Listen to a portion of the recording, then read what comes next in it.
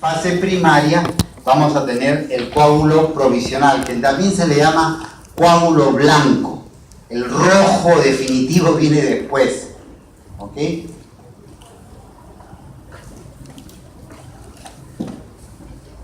Bien. Entonces, la fase secundaria ya es la cascada de la coagulación. Aquí va a terminar o va a culminar esta fase con la formación de una red de fibrina, que es ya el coágulo definitivo, ¿no? Entonces, vamos aquí sí despacio. La vía extrínseca es la que se inicia cuando la sangre entra en contacto con una superficie extraña diferente al endotelio vascular. La vía intrínseca, acuérdense bien, es la que se inicia cuando la sangre entra en contacto con una superficie extraña diferente al endotelio vascular. ¿Qué superficie extraña sería la que inicia esta vía intrínseca? Las fibras colágenas del tejido conectivo o la membrana basal del endotelio. ¿Ok? ¿Cuáles son estas sustancias diferentes al endotelio vascular? Serían las fibras colágenas del tejido conectivo que ha quedado expuesto o la membrana basal del endotelio. Entonces aquí, ¿cómo se inicia esta vía intrínseca? El factor 12, que es el factor de Hagemann, se activa. Y el factor 12 de Hagemann activado, que se activa por este contacto con esta sustancia distinta del endotelio, ahí el factor que estaba sin activarse se activa al entrar en contacto con esta sustancia diferente. Este factor de Hagemann activado con el factor 4, que era el calcio, no se olviden, y el factor 4, que es el calcio, activa al factor 11. Luego el factor 11 activado, otra vez con el calcio, que es el factor 4, activan al factor 9. Y el factor 9 activado con el calcio, el factor 4 es el calcio, acuérdense, con el factor 8 activado, que se activa solo, automáticamente, activan al factor 10 y lo convierten en factor 10 activado. En otras palabras, esta vía intrínseca acaba en el factor 10 activado. La vía extrínseca, como veremos más adelante, también va a acabar en el factor 10 activado. El factor 10 activado en adelante es la vía común. Entonces, la vía intrínseca se inicia cuando la sangre entra en contacto con una superficie extraña diferente al endotelio vascular. ¿Ok? ¿Cuál es esta sustancia extraña? Las fibras colágenas del tejido conectivo o la membrana basal del endotelio vascular. Entra en contacto la sangre con esto e inmediatamente se activa el factor 7 de Hagemann.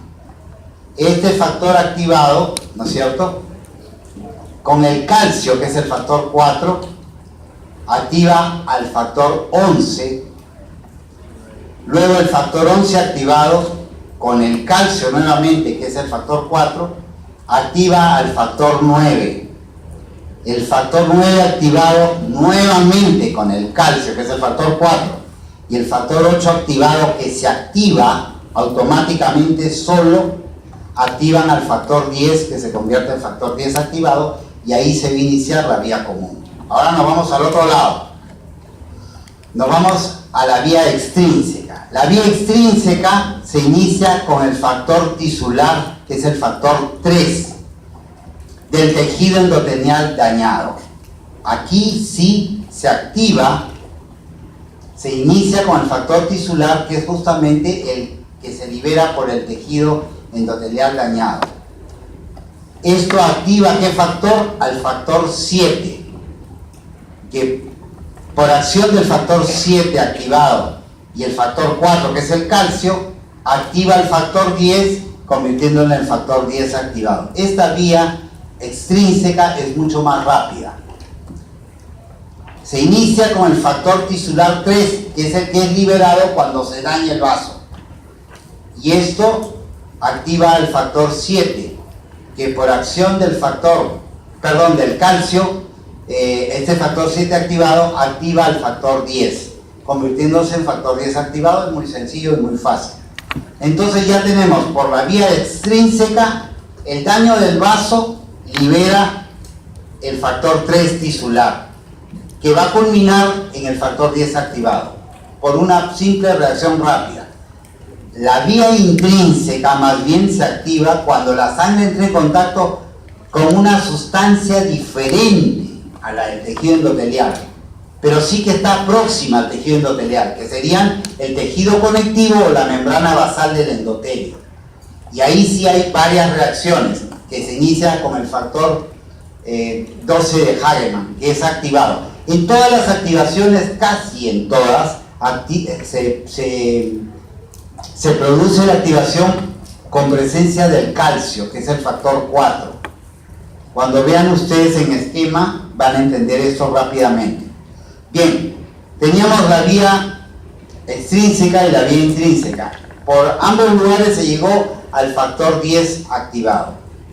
Luego viene la famosa vía común, que es sencilla. El factor 10 activado, bien sea por vía intrínseca o extrínseca, ¿no?, junto con el factor 5 activado, que se activa solo, el factor 5 se activa solo, convierten la protrombina, que es el factor 2, en trombina, que es el factor 2 activado. Protrombina es el factor 2 sin activar. Se convierte en factor 2 activado, que es la trombina, que convierte al fibrinógeno, que es el factor 1, en monómeros de fibrina, que es el factor 1 activado. Estos monómeros de fibrina, por acción del factor 13, que es el último factor, convierten a los monómeros de fibrina en polímeros de fibrina, y ya estamos con la red de fibrina del coágulo definitivo. O sea, el último factor que actuó fue el 13 activado, que hizo el cambio de monómeros de fibrina, que es el factor 1 activado, hasta polímeros de fibrina, que ya es el coágulo definitivo. Y se acabó. Esta vía común se llega a ella a partir del factor 10 activado. Bien. Aquí está justo la cascada de la coagulación. Justamente se ve la vía intrínseca, la vía extrínseca. Ahí está todo, mucho más sencillo en diagrama, ¿no es cierto? Pero miren que culmina siempre con el 10 activado. Bien sea por este lado o por este, llega al 10 activado. Que con el 5 pasa de protrombina a trombina, y la trombina ayuda el paso de fibrinógeno a fibrina. Y el factor 13 ya forma el coágulo de fibrina cruzado, o sea, de monómeros a polímeros de fibrina. Y es el coágulo definitivo. Yo creo que si han escuchado lo que les dije y ven este cuadro, van a poder hacerse ustedes una imagen mental que pueden guardar en la memoria a largo plazo. Traten de hacerlo así. Apréndanselo con números romanos y después se aprenden los nombres de los factores. Es un consejo que yo les doy. Apréndanse las vías con números romanos como está en este diagrama. Tienen esa imagen mental acá, ya guardada en el disco duro. Y luego practican cuál es el factor 1, cuál es el factor 2, cuál es el factor 3, el 4, el 5. No hay factor 6, viene el von Willebrand, luego viene el 7, el 8, el 9, el 10, el 11, el 12 y el 13. Se acabó. ¿Ok? Bien.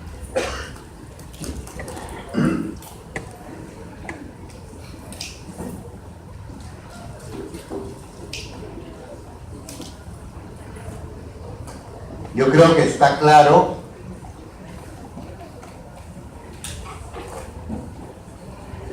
Tienen aquí en el escritorio la carpeta con la clase de hoy. Escúchenme bien. Hemos revisado en hematología, glóbulo rojo, eritropoiesis, hemos visto el metabolismo del hierro, hemos visto la formación del M en ese papelito con nombres de enzimas tan complicados que quiero que se aprendan, eso sí. Después viene lo concerniente al hierro orgánico y al inorgánico. Y prácticamente la primera clase se acabó. Después viene la segunda, que es la del leucocito. Viene cómo es la ¿leuco qué? ¿Cómo es la formación del glóbulo blanco?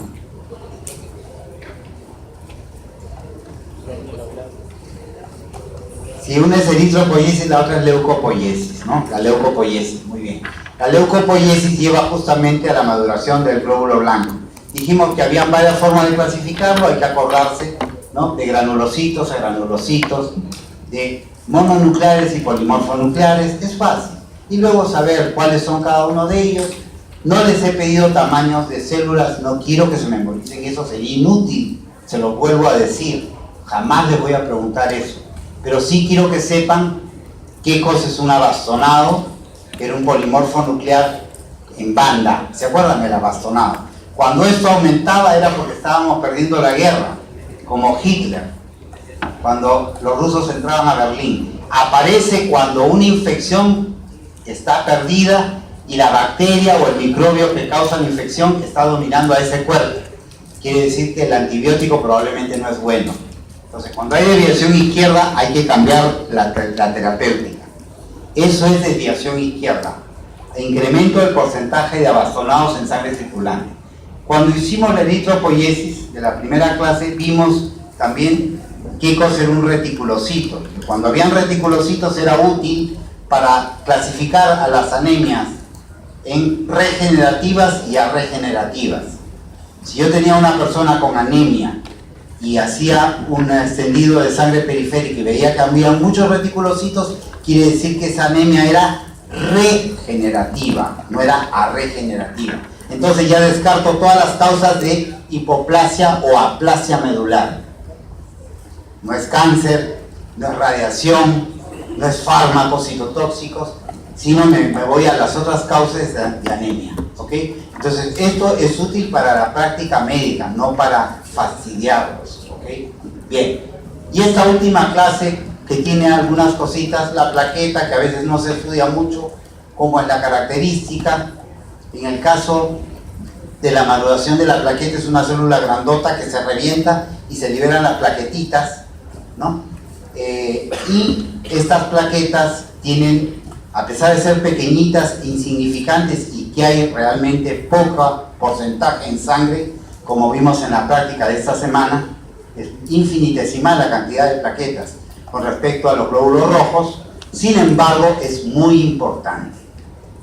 Tiene una estructura como un glicocáliz afuera de la membrana plasmática, una membrana plasmática, tiene unos gránulos en su interior con sustancias importantísimas. Acuérdense de la tromboestetinina, que ayuda a la contracción del coágulo. Acuérdense de las sustancias que atraen a otras plaquetas, ¿ok? Y todo lo relativo a lo que es también la producción del factor de von Willebrand, y luego la cascada de la coagulación, que lo van a aprender si aprenden el esquema, aunque es mucho más fácil. Yo creo que esta parte del curso es sencilla. Yo voy a preparar las preguntas, no se estresen, no creo que sean muchas, porque el examen que van a dar al final tiene varios segmentos. La parte de sangre probablemente tenga 3 o 4 preguntas, pero espero que tengan las 3 o 4 preguntas acertadas, porque lo que les he explicado es sencillo. Yo no voy a tomar de ningún libro, todo va a ser de las diapos, así que ni pierdan el tiempo en buscar en otros libros. Y yo digo, eso está en el libro tal. No, yo no pregunto así, yo quiero que aprendan lo que yo les he enseñado. Si revisan esto y se lo aprenden, ya están aprobados en la parte de macro, ¿ok? Bien, no sé si hay alguna pregunta.